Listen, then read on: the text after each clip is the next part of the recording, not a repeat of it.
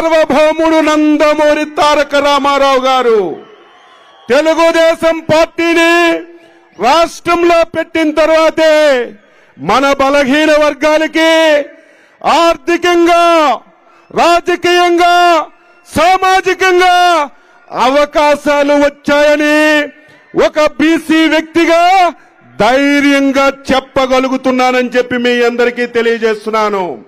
42 సంవత్సరాలు తెలుగు సుదీర్ఘ ప్రయాణంలో కష్టం వచ్చినా, సుఖం వచ్చినా, ఎన్ని ఇబ్బందులు వచ్చినా తెలుగుదేశం పార్టీకి అంటి పెట్టుకున్నటువంటి వర్గం మన బలహీన వర్గమని గర్వంగా ఈరోజు చెప్పగలుగుతున్నాను. అందుకే పార్టీలతో సంబంధం లేకుండా ఆ రోజు వైఎస్ రాజశేఖర రెడ్డిని, అదేవిధంగా ఈరోజు జగన్మోహన్ రెడ్డి కూడా తెలుగుదేశం పార్టీకి బలహీన వర్గాలు అండగా ఉంటారు.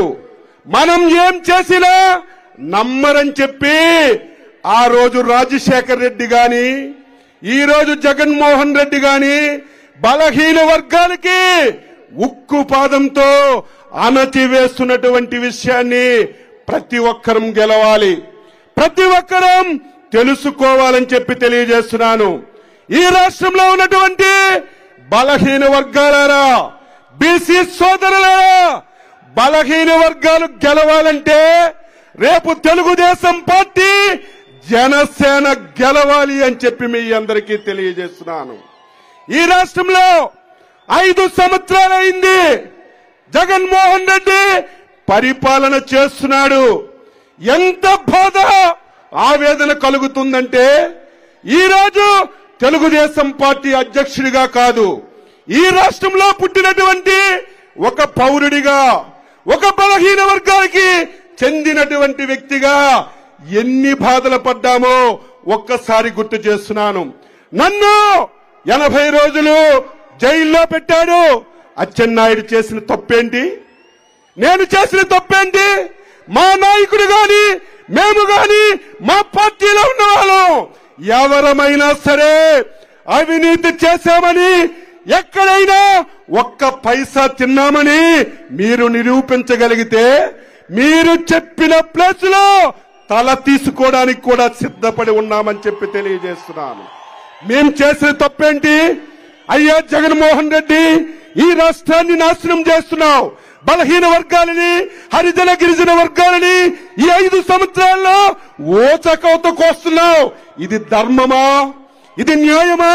నువ్వు చేసింది తప్పని నొత్తెత్తి మాట్లాడితే మమ్మల్ని అరెస్ట్ చేసి జైలు పెడతావా? ఈ స్వతంత్ర భారతదేశంలో బలహీన వర్గాలకి మాట్లాడే నైతిక హక్కు కూడా లేదా అని చెప్పి జగన్మోహన్ రెడ్డికి అడుగుతున్నాను. మాట్లాడితే నా బీసీలు అంటాడు, మాట్లాడితే నా ఎస్సీలు అంటాడు. ఈ రోజు మంగళగిరి వేదిక ద్వారా ఈ రాష్ట్రంలో ఉన్నటువంటి బలహీన వర్గాలకి ఒక ప్రశ్న వేస్తున్నాను.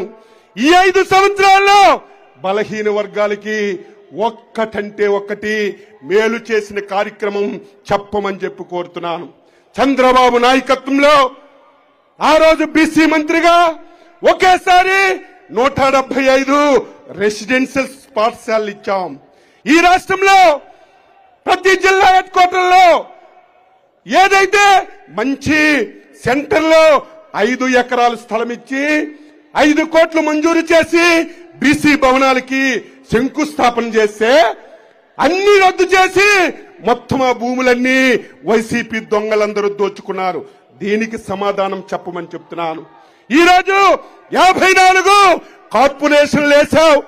దేనికా కార్పొరేషన్లు? పాసిబద్దతో నాలికి గీసుకోవడానికైనా ఆ పాసిబద్ద ఉపయోగపడుతుంది తప్ప నువ్వు పెట్టినటువంటి కార్పొరేషన్లు దేనికి ఉపయోగపడతాయని చెప్పి తెలియజేస్తున్నాను. ఆ రోజు తెలుగుదేశం పార్టీ చంద్రబాబు నాయకత్వంలో ఫెడరేషన్స్ కి దామాసా ప్రకారం డబ్బులు ఇచ్చాం, ఖర్చు చేశాం. ఎలక్షన్లు అయిన తర్వాత ఆ డబ్బు బ్యాంక్ అకౌంట్ లో ఉంటే ఈ దుర్మార్గుడు ఆ డబ్బు కూడా ఖర్చు పెట్టకుండా మళ్ళీ వెనక్కి తీసుకుని బలహీన వర్గాలకి అన్యాయం చేసిన విషయాన్ని మీ అందరికీ తెలియజేస్తున్నాను.